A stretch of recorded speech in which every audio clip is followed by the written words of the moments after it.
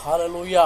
प्रभु ये नेटवर्क के चलते थोड़ा सा लेट इस लाइव को शुरुआत किए, इसके लिए प्रभु मैं आप सब लोगों की माफ़ी चाहते हैं। आइए हम प्रार्थना के साथ इस सत्र को शुरुआत करें, क्योंकि परमेश्वर की भलाई है और बड़ाई हमारे संग। स्वर्गीय प्रभु, हम धन्यवाद देते हैं, तेरी महिमा और प्रशंसा करते हैं, क्योंकि तू भला है और तेरे हमारे जीवन में आपने लगातार भलाई के ही कार्य किए हैं। इसलिए हम आपको धन्यवाद और प्रशंसा देते हैं प्रभु। सहायता मांगते हैं प्रभु, तू सहाय कर और मदद कर। यीशु मसीह के नाम से इस प्रार्थना को मांगते हैं, आमीन आमीन। जैसे लगातार हम हन्ना के जीवन से कुछ बातों को जैसे लगातार हम देख रहे हैं, उसी तरह से हम जो है हन्ना के जीवन से और कुछ और 3 बातों को देखकर इस सत्र में हन्ना के जीवन से और कुछ 3 और बातों को देखते हैं, जिसमें हन्ना के जीवन की बातें और उसके जीवन को बदलने वाली सारी बातें जो है हमारे लिए एक आदर्श बनी है। इसके लिए हम हन्ना के जीवन की और 3 बातें जो कि पहला शमूएल का किताब का 22 वचन से लेकर दूसरा अध्याय का 10 वचन तक के कुछ भागों में जो है उसके जीवन की कुछ 3 ऐसी बुनियादी बातों को मैं आज आपके सामने रखूंगा, जिसके द्वारा पवित्र आत्मा की सहभागिता हमारे साथ होने पाए और पवित्र आत्मा हमसे बात करने पाए कि किस परिस्थिति में परमेश्वर की ओर जो लोग जैसे वचन बतलाती है यशायाह का किताब 30 का 31 में, जो यहोवा की बाट जोते हैं वो तो ना थकेंगे ना लज्जित होंगे, तो रुकावों की नाई उड़ते रहेंगे बोल के जो वचन लिखा हुआ है, उस वचन के आधार पर हम इस बातों को देखेंगे और जो धीरजवंत होने वाली सेवकाई भी जो है, उन सारी सेवकाई की बातों को भी हम इस बातों को देखते हैं। हमारे साथ मैं पहली एक बात को आपको बताता हूँ। पहला मेरे साथ खोलिएगा, पहला शमूएल का किताब 1 अध्याय का 22वां पद पढ़िएगा। पहला शमूएल का किताब उसका 1 अध्याय का 22वां पद पढ़ते हैं। 1 अध्याय का 22वां पद, पहला शमूएल का किताब 1 अध्याय का 22वां पद हम इस बारे में पढ़ रहे हैं कि परमेश्वर ने हन्ना को जब शमूएल नामक एक बालक को दिया और बालक को देने के बाद परमेश्वर को जब उसके कार्य के लिए आगे बढ़ रही थी, तो परमेश्वर क्या कर रहा है। 1:22 इस बात को पढ़िए। तो हन्ना अपने पति से यह कहकर घर में गई। हाँ, जब बालक का दूध टूट जाएगा तब मैं उसको ले जाऊंगी, बस कि वह यहोवा को मुंह दिखाए। ये वचन जो है हमें हन्ना की आत्मिक गहराई को और देखने को मिलती है। हालांकि मैं आपको एक बात बताता हूँ, वो हर वर्ष अपने पति के साथ उस मंदिर में जाती थी। पहला अध्याय का 1 का 3 वाक्य पढ़िए, आपको समझेगा। वह पुरुष प्रति वर्ष अपने नगर से, वहां पर लिखा है प्रति वर्ष अपने नगर से सेनाओं के यहोवा को दंडवत करने और मेल बलि चढ़ाने के लिए शीलो में जाता था। और वहाँ होपनी और पिनहास नामक एली के 2 पुत्र रहते थे, और वो अपने पत्नी को भी साथ लेकर जाता था बोलकर हमने पढ़ा कि यहाँ पे मैं आपको बताऊं, समझौता नहीं, कुछ भी परिस्थिति हो समझौता नहीं, क्योंकि उसने शमूएल को ये कह के मांगा था कि जैसे ही तू मुझे पुत्र देगा मैं उसको तेरे लिए सौंप दूंगी, यहोवा के कार्य के लिए सौंप दूंगी। अभी उसके जीवन में एक समझौता करने की बात आ रही है कि उसका पति उसको कह रहा है कि 1 साल हो गया है, हमको क्या करना है, अभी मंदिर में जाना है। पर हन्ना ने अपने दिए हुए कमिटमेंट में, हन्ना ने जो अपना अर्पणता था उसमें कोई भी समझौता नहीं किया। किसी भी प्रकार का समझौता नहीं किया। समझौता नहीं करने वाली एक बहन को हम देखते हैं। मतलब यहाँ मैं एक वाक्य आपके लिए कहना चाहूंगा, समझौता है नहीं करना, समझौता नहीं है। समझौता एक बार उसने कहा नहीं करना है तो ये नहीं करना है।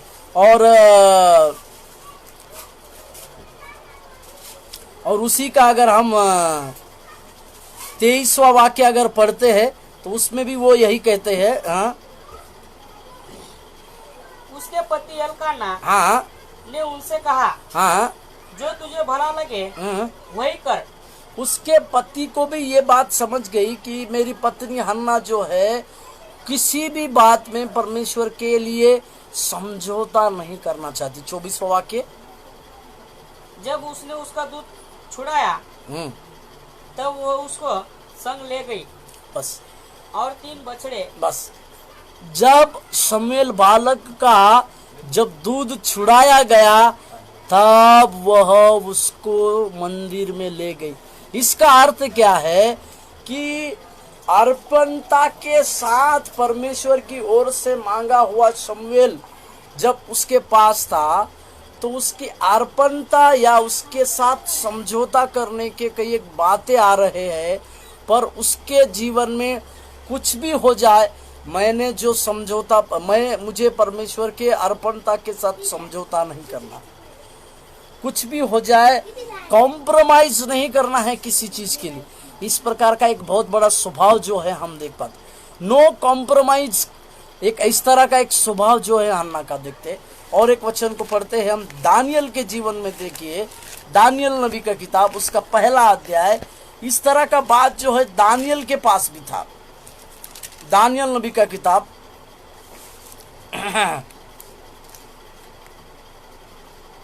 एक अध्याय का 8वां वाक्य। परंतु दानियल ने अपने मन में ठान लिया कि वह राजा का भोजन खाकर और उसके पीने का दाख मधु पीकर तो पवित्र न होए, इसलिए उसने खोजों के प्रधान से विनती की उसे अपवित्र न होना पड़े। अपवित्र ना होना पड़े, इसका मतलब नो कॉम्प्रोमाइज। भले ही मेरे जीवन में दुख आए, भले मेरे जीवन में संकट आए, परंतु मैं जान गया हूँ कि मैं परमेश्वर के लिए अर्पित व्यक्ति हूँ, मैं परमेश्वर के लिए कार्य करने वाला उसका उपयोगी पात्र हूँ। तो मेरे जीवन में मैं कभी भी परमेश्वर के कार्यों के साथ या परमेश्वर की अर्पणता के साथ समझौता नहीं करूँगा। ये सबसे बड़ी खासियत जो है हमें दानियल के भी जीवन में दिखती है, परंतु एक हन्ना के जीवन से हम इस बात को देखते हैं कि उसने जब तक शमूएल बालक का दूध छुड़ाया नहीं गया तब तक वो मंदिर में नहीं गई, और जब दूध छुड़ाया गया उसी समय वो मंदिर में गई और परमेश्वर को कहा कि प्रभु ये बालक जो तूने मुझे दिया इसी को मैं मेरे जीवन के भर आपके जीवन ये जब तक जीवित रहेगा तब तक आपकी सेवा के लिए मैं सौंप दूंगा। प्रभु के पवित्र नाम की महिमा और स्तुति प्रशंसा होने पाए। एक कॉम्प्रोमाइज नहीं करने वाली, कुछ भी हो जाए मेरे अर्पणता के विरुद्ध में कॉम्प्रोमाइज जब आएगा तो उसको ना करने वाली एक बहन को हम देखते हैं। नो कॉम्प्रोमाइज का एक जीवन उसका था। दूसरी और एक बात को हम देखते हैं, पहला शमूएल की किताब को खोलिएगा। पहला शमूएल की किताब उसका 1 अध्याय का 26 और 28वां वाक्य पढ़ते हैं। तब हन्ना ने कहा, हे मेरे प्रभु, तेरे जीवन की शपथ, हे मेरे प्रभु, मैं वही स्त्री हूँ जो तेरे पास होकर यहोवा से प्रार्थना करती थी, इसलिए मैं भी उसे यहोवा को अर्पण कर देती हूँ कि यह अपने जीवन भर यहोवा ही का बना रहे। तब उसने वही यहोवा को दंडवत किया। 28 बात। हाँ, तो यहाँ पर इस तरह से एक आदर्श माता का रोल यहाँ पर हन्ना निभा रही है। उसको ना केवल शमूएल की माता कहा जाए, परंतु एक आदर्श माता का जीवन भी उसका था। आदर्श माता का जीवन मतलब उसने सारी माताओं के लिए एक आदर्श रखा, जो चीज आप परमेश्वर से मांगते हो उस चीज के लिए जब आप परमेश्वर को वही चीज अगर परमेश्वर को आप अर्पण करते हो तो आप केवल अपने घर परिवार के लिए नहीं, सारे दुनिया के लोगों के लिए आप एक आदर्श बनते हो, या आदर्श माता बनते हो। ये आदर्श माता बनने का एक बहुत बड़ा उदाहरण हम उस हन्ना के जीवन से देखते हैं कि जो पुत्र परमेश्वर ने मुझे दिया, जो पुत्र को प्रार्थना कर कर मन में मैंने परमेश्वर से पाया, अब वही परमेश्वर का वही बेटा जो है, वही पुत्र जो है, मैं जीवन भर उसके जीवन भर के लिए उसी यहोवा के मंदिर में उसको छोड़ दूंगा। इसे कहते हैं आदर्श माता। हन्ना का जीवन जो है एक आदर्श माता का भी जीवन था, जो आज हम सब बहन लोगों के लिए, आज कई एक बहन लोगों के जीवन के लिए एक आदर्श रोल को निभाई। हालेलुया, प्रभु के पवित्र नाम की महिमा और प्रशंसा होने पाए। आदर्श माता बनने का भी अनुभव जो है परमेश्वर ने शमूएल के द्वारा उसके जीवन में दिया। तीसरी और आखिरी बात को मैं यहाँ पर कहूँगा कि मेरे साथ खोलिएगा दूसरा वही पहला शमूएल का किताब उसका दूसरा अध्याय का 10वां वाक्य। जो यहोवा से झगड़ते हैं वे चकनाचूर होंगे, वह उनके विरुद्ध आकाश में गरजेगा। यहोवा पृथ्वी की छोर तक न्याय करेगा और अपने राजा को बल देगा और अपने अभिषिक्त के सिंह को ऊंचा करेगा। ये जो है परमेश्वर के लिए, मैं इसको एक कहूंगा, भविष्यवाणी के गीत द्वारा वो आने वाले मसीहा की भविष्यवाणी करने वाली बन गई। भविष्यवाणी के गीत के द्वारा वो आने वाला जो मसीहा है उसके दूसरे आगमन की वो एक भविष्यवाणी कर रही है। हालेलुया, प्रभु के पवित्र नाम। इतना बड़ा अनुग्रह। उस वाक्य को फिर से देखिएगा, 10वां वचन पढ़िए। जो यहोवा से झगड़ते हैं, जो यहोवा से झगड़ते हैं मतलब जो यहोवा को, जो परमेश्वर को यानी प्रभु यीशु मसीह को जो नहीं जानते हैं या नहीं उसको कोसते हैं, वह उनके विरुद्ध आकाश में गरजेगा। हाँ, वो उनके विरुद्ध अपनी तलवार लिए या और अपना न्याय लिए हुए वो आएगा। हाँ, यहोवा पृथ्वी की छोर तक न्याय करेगा। यहाँ पर मसीहा को, आने वाले उस मसीहा को वो न्याय करने वाला मसीहा कहकर पुकारती है, जो कि हम सब जानते हैं धरती के अंत में वो न्याय करने के लिए आने वाला वो न्याय सिंहासन का राजा है कह के आगे। और अपने राजा को बल देगा। वो राजा और कोई नहीं, प्रभु यीशु मसीह ही है वो राजा। हालेलुया। आगे, और अपने अभिषिक्त के सिंह को ऊंचा करेगा। वो अपना अभिषिक्त का सिंह मतलब प्रभु यीशु मसीह को भी वो ऊंचा करेगा बोलकर उसके जीवन में ये सारी बातें होती। इसका मतलब तीसरा सबसे बड़ा बात जो है, तीसरे एक बहुत बड़ी बात जो है कि परमेश्वर जो है, परमेश्वर की ओर से जो है एक प्रकार का भविष्यवाणी के गीत को गाकर आने वाले मसीहा की भविष्यवाणी करने का एक अनुभव जो है उसको दिया गया या उसके जीवन में हुआ। परमेश्वर के पवित्र नाम की स्तुति प्रशंसा होने पाए। इसी तरह का अनुभव जो है प्रभु यीशु मसीह की माता मरियम के भी जीवन में उंडेला गया था। मेरे साथ खोलिएगा लूका रचित सुसमाचार उसका 1 अध्याय का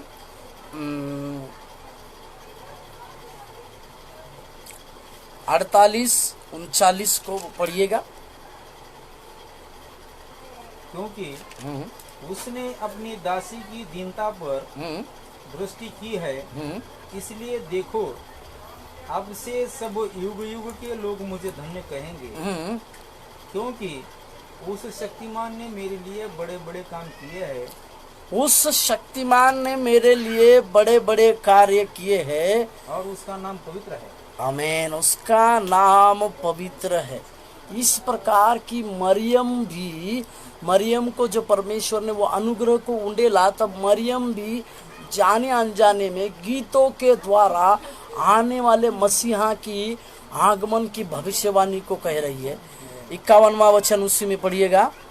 उसने अपना भुजबल दिखाया, आमीन, और जो अपने आप को बड़ा समझते थे उन्हें तितर बितर किया। नीचे उसने बलवानों को सिंहासनों से गिरा दिया और दीनों को ऊंचा किया। आमीन। ये और किसी के बारे में नहीं, तो जो दीन जो है, जो ऊंचा किया जाएगा, जो नम्र राजा जो है, प्रभु यीशु मसीह को दर्शाता है। यानी तीसरी जो हन्ना के जीवन की सबसे बड़ी बात थी, वो जाने अनजाने में गीतों के द्वारा आने वाले मसीहा की भविष्यवाणी करने वाली बना। मैं 3 बातों को आपके सम्मुख में रखा।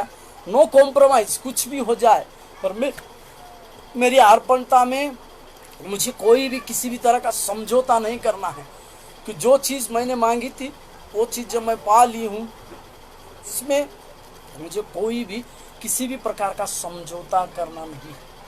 कॉम्प्रोमाइज करने की बातें जीवन में तो आएगी, परंतु मैंने जो परमेश्वर को ठाना है, मैंने जो परमेश्वर से मांगा है, उस चीज़ को पूरा करने के लिए मैं किसी भी तरह की बातें और किसी भी तरह के गुणों को लाकर मेरा और परमेश्वर के बीच का समझौता नहीं करना चाहता। पहली बात को मैं सिखाया। दूसरी बात, वो कई एक माताओं के लिए जो परमेश्वर के लिए अपने लिए कुछ मांगते हैं और मांगने के बाद अपनी सारी बातों को भूल जाते हैं, ऐसे कई एक माताओं के लिए हन्ना जो है एक आदर्श माता का रोल बनी। उसने इन सारे बहनों को ये सिखाया कि जब हम परमेश्वर से कुछ मांगते हैं तो अवश्य ये है कि जो चीज़ हम परमेश्वर के लिए मांगे हैं वो चीज़ को हम परमेश्वर के लिए दे देंगे, यानी उसके जीवन के लिए, जीवन भर के लिए उसको हम वहाँ सौंप देंगे। तो परमेश्वर जो है ना केवल उस चीज़ की सहायता करेगा, पर दुनिया के हर एक जगहों में आपको एक आदर्श माता का भूमिका में लेके चलेगा। तीसरा, वो भविष्यवाणी के द्वारा आने वाले मसीहा के जीवन की कुछ बातों को, आने वाले मसीहा के भविष्यवाणी के गीत के द्वारा वो आने वाले मसीहा की भविष्यवाणी करने वाली बन गई। वो नहीं जान रहे कि वो स्तुति का गीत जब गा रही है, पर वो गीत जो गा रही है वो आने वाले मसीहा की भविष्यवाणी है, जो भविष्यवाणी परमेश्वर उसके मुख के द्वारा दे रहा है। इस तरह के हन्ना के जीवन से हम इन 3 बुनियादी बातों को सीखे, क्योंकि परमेश्वर जो है हम लोगों के जीवन की बातों को जानता, हम लोगों के जीवन को समझता, और वो हमारा कुम्हार है। हमें वो फिर से बनाता है और हमें फिर से बनाकर उस योग्य पहुंचाता है जहां हमारी आवश्यकता है, जहां हमारे लिए काम है, और जहां हमारे लिए सारी बातों के प्रबंध करने वाला भी परमेश्वर है। आइए हम प्रार्थना करें। स्वर्गीय अति महान प्रभु यीशु मसीह के नाम से बल, शक्ति और बुद्धि तुझसे मांगते हैं प्रभु जी। ये जीवन हन्ना का जैसा था प्रभु जी, उस तरह से अर्पित जीवन हमारा भी होने पाए प्रभु जी, और लोगों के लिए एक आदर्श बनने के लिए भी हम प्रार्थना करते हैं। तेरी दया और तेरा अनुग्रह लगातार लगातार लगातार हमारे साथ साथ बनी रहने पाए। तेरी आशीष और तेरी अनुग्रह हमारे जीवन के द्वारा तुझसे मिलने के लिए भी हम प्रार्थना करते हैं राजा। तो आशीष दे, आशीष दे, आशीष दे। धन्यवाद देते हैं, धन्यवाद देते हैं। प्रार्थना यीशु मसीह के नाम से मांगते, आमीन। प्रभु आप लोगों को आशीष दे।